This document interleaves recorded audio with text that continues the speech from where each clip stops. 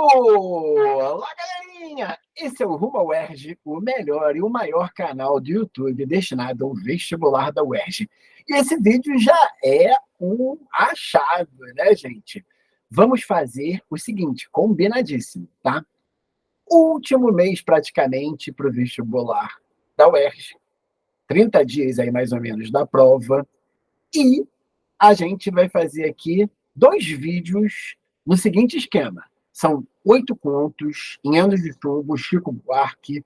Para cada um dos contos, eu vou trabalhar com 2 exercícios dos meus 80 exercícios que eu trabalhei com meus alunos no curso do Segundo EQ.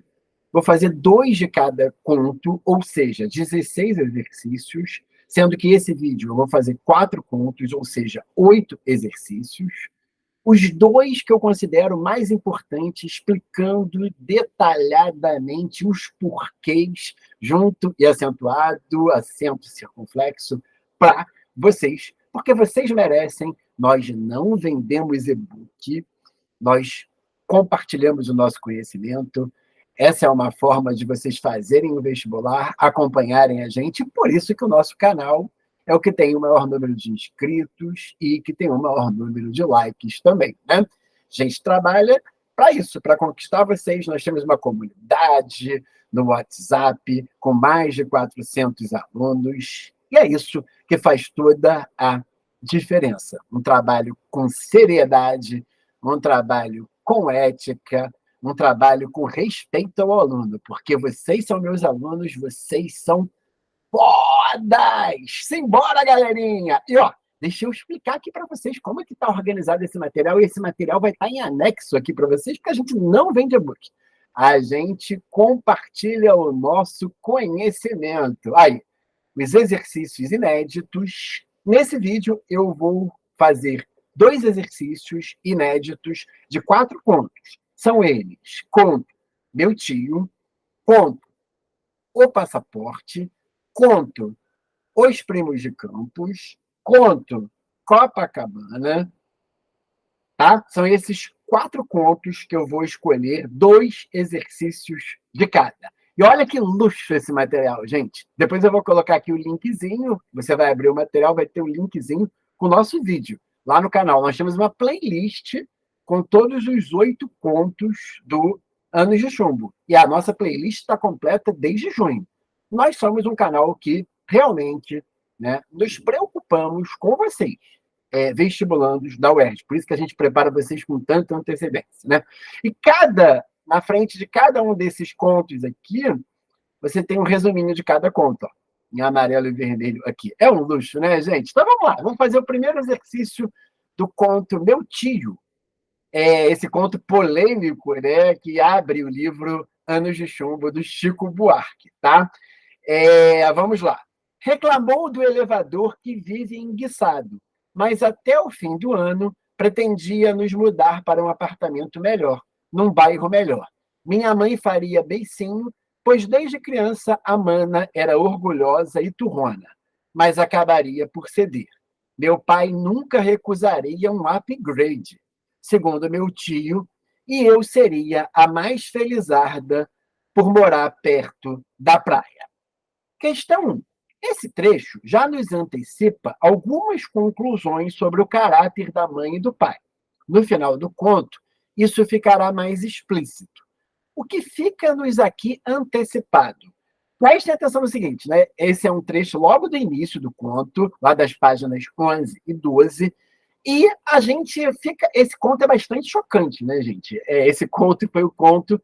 É o vídeo aqui do canal que tem o maior número de comentários, as pessoas ficaram chocadas. Alguns choques, eu acredito até que são hipocrisias, né? Porque essas figuras de tios, né, milicianos, poderosos, ricos, né, que saem com sobrinhas, né, inclusive menores de idade, configurando o que a gente chama, né, como crime de pedofilia, né, é muito comum na sociedade, tá?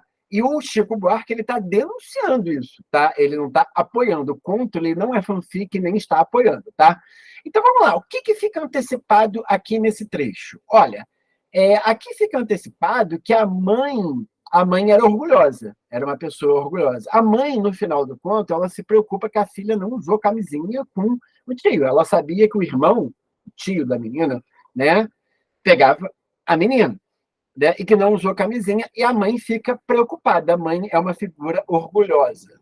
O pai não. O pai quer que a filha saia com o tio para que ele tenha uma ascensão social. O pai está interessado no dinheiro e no poder do cunhado. Né? Então, ó, letra A. A mãe tem alguma consciência das intenções do irmão, o tio, para com a filha. O pai entende a relação da filha com o tio como uma possibilidade de ascensão social.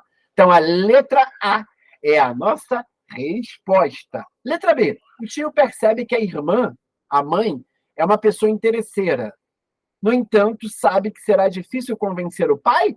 Eu acho que é o contrário, né, gente? Então, a B é falsa. Letra C. A mãe se sente inconformada em morar num bairro pobre. E o pai tem como sonho ser um emergente?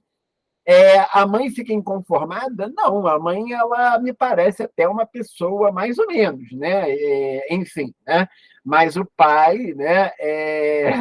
O pai realmente ele queria emergir, né? Mas a mãe, a gente tem, a gente pode, né? Pela descrição do conto, problematizar isso aí. Então essa C é falsa, né?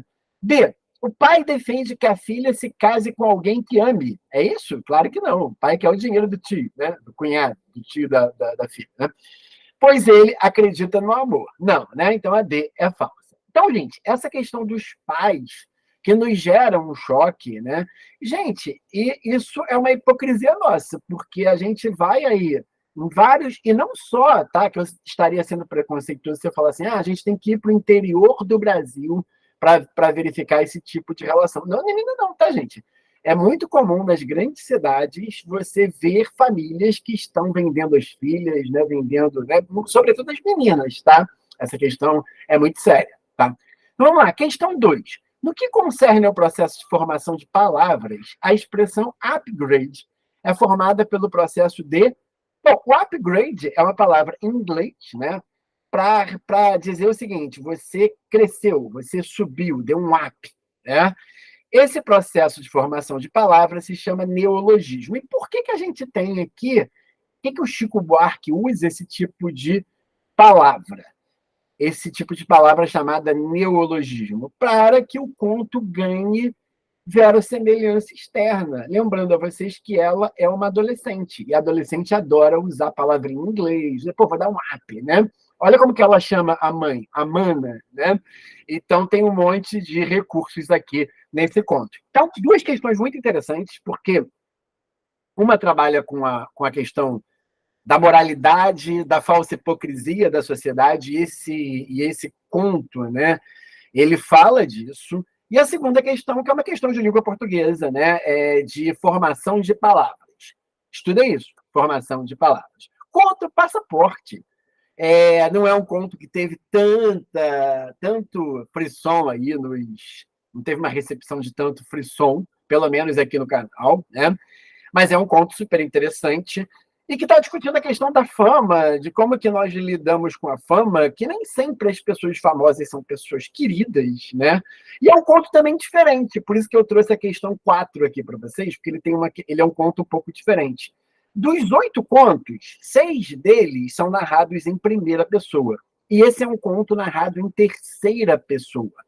Esse conto, Passaporte, e o conto Para Clarice com Candura são os únicos contos que são narrados em terceira pessoa, tá? Anotem isso aí. Peguem aquela canetinha fluorescente, anotem isso que o professor André está falando, que temos 6 contos, temos 8 contos, 6 são narrados em primeira pessoa e só 2 são narrados em terceira pessoa, que são eles O Passaporte e Para Clarice Lispector com Candura. Beleza? Então vamos lá. Questão 3. Ares de Playboy que o encarou com aquela expressão hostil a que ele vinha se habituando nos últimos tempos. Página 29. Bom, aqui a gente tem um protagonista, né, que ele é descrito como grande artista, ele é uma celebridade, a gente não sabe se ele é um ator, o que ele é, né, mas ele é um grande artista. Né? E ele perde o passaporte dele, depois a gente descobre, né, que o passaporte dele é jogado por um hater dele, né, no lixo do banheiro, enfim. Praticamente 80% do conto se passa no aeroporto, né? Tom Jobim, no Rio de Janeiro. E ele indica, né, aqui nesse trecho que a gente acabou de ler, né, que ele já estava se habituando à expressão hostil das pessoas. Então, olha só, esse trecho indica aqui que, apesar de famoso, o grande artista não é muito querido. Olha que legal, o grande artista não é muito querido. Então, fama não necessariamente significa, né, que a pessoa seja vista como uma pessoa enfática, né? Empática, perdão, empática. Né? Vide aí os últimos 4 anos que nós tivemos uma figura no poder máximo, né, do executivo que era mais odiada do que amada, né? E nem por isso ele deixou de ser eleito em 2018, né? Mas foi deseleito. Bom, então vamos lá. Questão 4. O contra o passaporte é narrado em qual pessoa? Nele, Chico Buarque, para criar verossimilhança, faz uso do discurso. Bom, acabamos de falar. Ele é um dos únicos dos 8 contos, dos 2 únicos contos dos 8, que é narrado em terceira pessoa. E ele usa o discurso direto. Né? Então, o que é isso? Ali a gente tem, né, normalmente é um tipo de discurso que a gente entra na cabecinha dos personagens, né? Sobretudo do grande artista. Né? Naquele momento que ele fica com nojo de botar a mão no lixo para pegar o passaporte, parece que a gente está entrando na cabecinha desse personagem. Né? Então, aqui a gente tem a resposta, letra D. Beleza?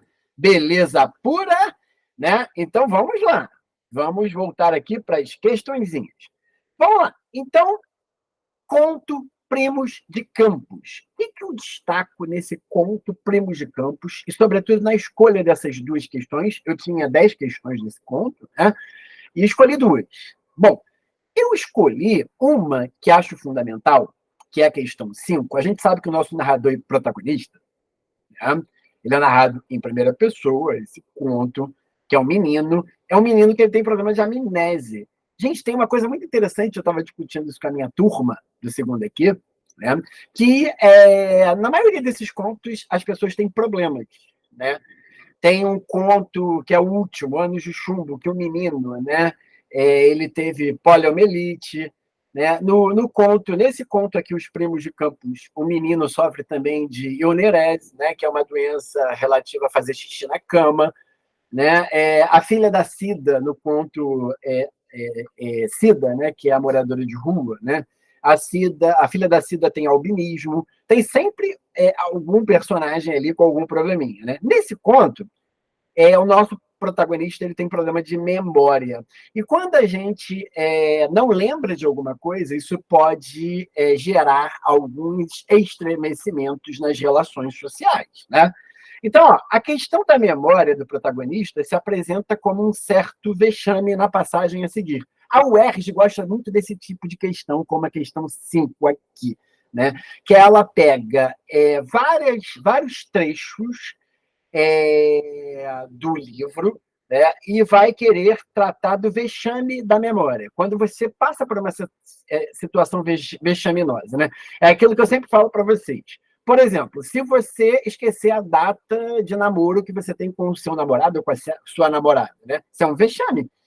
É um problema. Pode, dependendo da pessoa, né? Pode até acabar o relacionamento. Né? Então, olha só, nesse trecho aqui da C, disfarço no ato e pergunto pelo enterro do caçula, já relembrando perfeitamente o telefonema de Campos essa manhã. O grito pavoroso da minha mãe, a notícia da chacina. O que acontece? O protagonista, nesse conto, os primos de Campos, eles sempre vêm em janeiro para o Rio de Janeiro. O nosso protagonista mora com a mãe no Leme, na zona sul do Rio de Janeiro, e o primo aparece no mês de abril. E ele está tomando uma sopa à noite, e a mãe está dando uma sopa para ele à noite, o nosso protagonista chega. Né? E o nosso protagonista pergunta: o que você está fazendo aqui em abril? Normalmente vocês vêm nas férias de janeiro, né? Aí logo ele percebe, ele tem um problema de amnésia, né? Ele esquece das coisas, né? E ele logo percebe que cometeu uma gafe, né? É a típica situação que eu brinco, né? Que a mãe deve ter dado um chute embaixo da perna, desculpa a conjectura, né? A contranarrativa, né? Mas a mãe deve ter dado um chute, né, embaixo da perna dele, por baixo da mesa, né, na perna dele, para dizer assim: pô, tu não tá lembrado que o seu outro primo morreu numa chacina? Né? Por isso que o seu primo está aqui, está recebendo ele. Né? Então, essa questão da memória, né, e do vexame social é uma questão muito relevante nesse conto. Por que eu escolhi a questão também 6, gente? A questão 6, esse é um conto que nós temos muitos elementos raciais, racistas, né, nesse conto. Né? Lembrando que os primos de Campos, eles têm a cor da pele, né, negra. E o nosso protagonista, apesar dele ter o cabelo crespo, né, ele, no Brasil, seria considerado branco. Né? Então, vamos ver aqui essa questão do racismo, como aparece nesse conto. A pedido dele, meu irmão arria as calças e aponta as feias cicatrizes para mostrar como os crioulos, como o crioulo, perdão, né? Aqui tá com S, né? Como o crioulo fraturou seus ossos, tendões e ligamentos com uma voadora de 2 pés. Um golpe conhecido na capoeira voo do morcego. Mas hoje, cada vez que escuto um crioulo à mesa de jantar, automaticamente me viro em direção ao meu primo, que volta e meia já está comendo na cozinha. A expressão crioulo é uma expressão muito feia, né? E muito racista no Brasil. O que eu estou dizendo no Brasil? Porque crioulo, na América Hispânica, né, é a elite da América Espanhola, né? Durante a colonização dos espanhóis aqui nos países da América Latina, nossos vizinhos.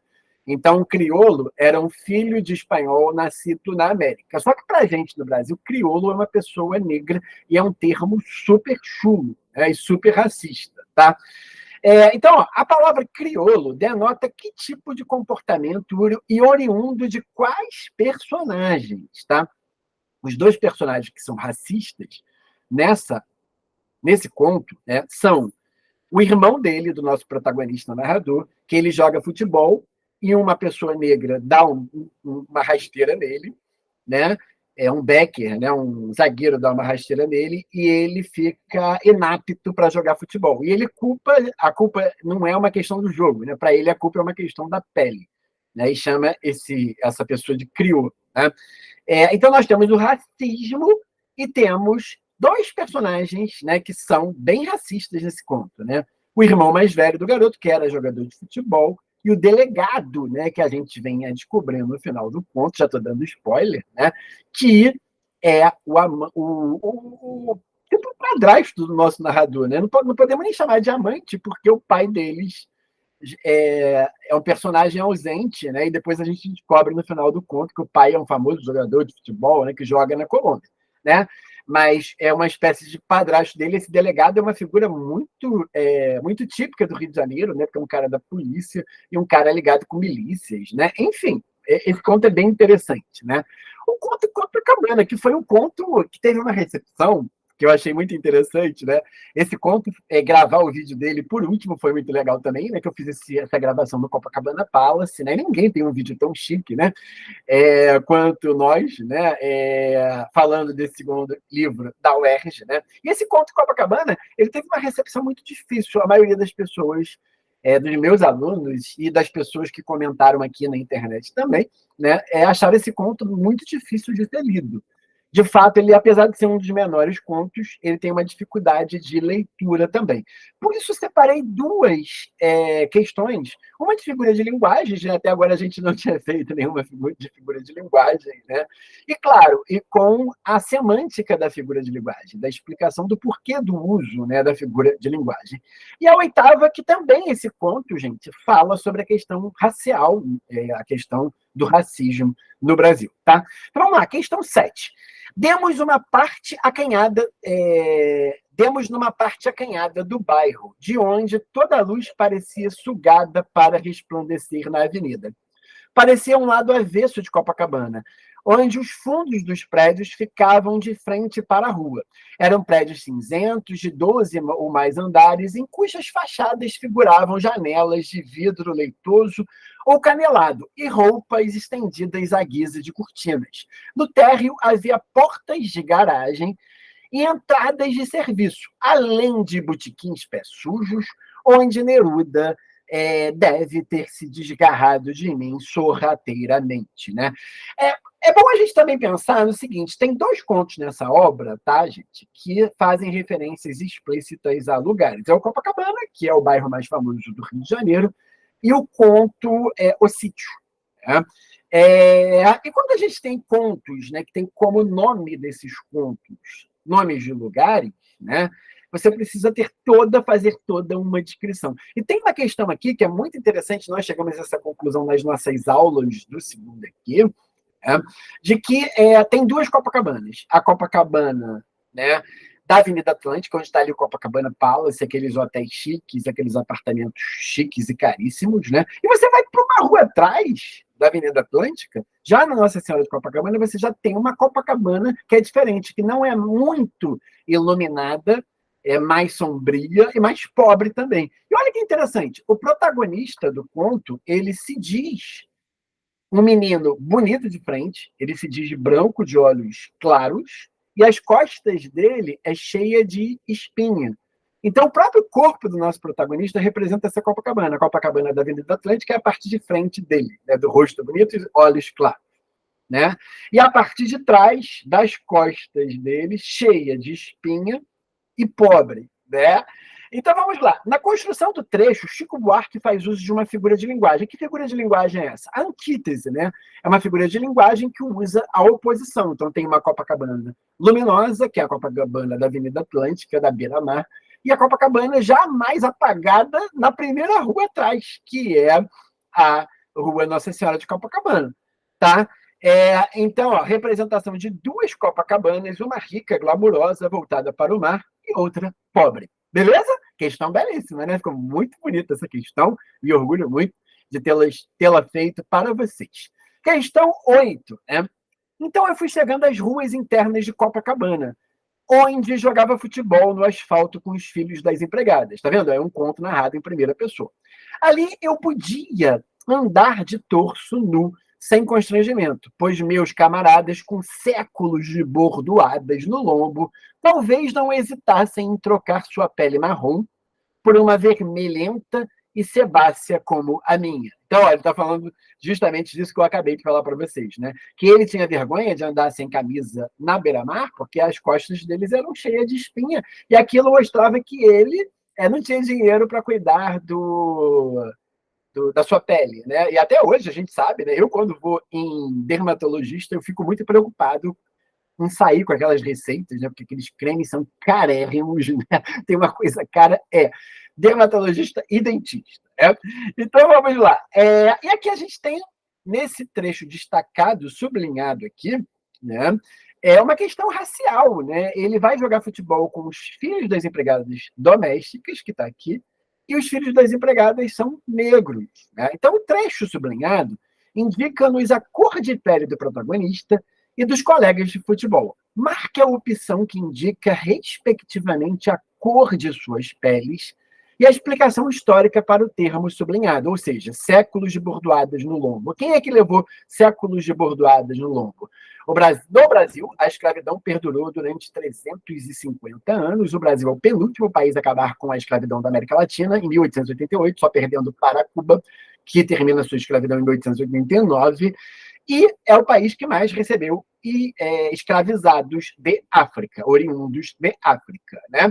Então, aqui nós temos, respectivamente, a cor de suas peles. Então, nosso protagonista é branco, e os filhos das empregadas que jogam futebol com ele são negros, e a gente está representando qual parte histórica aqui? A escravidão, que é a nossa maior marca social, segundo grande parte do pensamento social brasileiro. Cito aqui, a guisa de explicação, Florestan Fernandes e Horaci Nogueira, que são dois dos maiores conhecedores e, né, intelectuais que tratam da questão da escravidão como uma marca da nossa sociedade brasileira.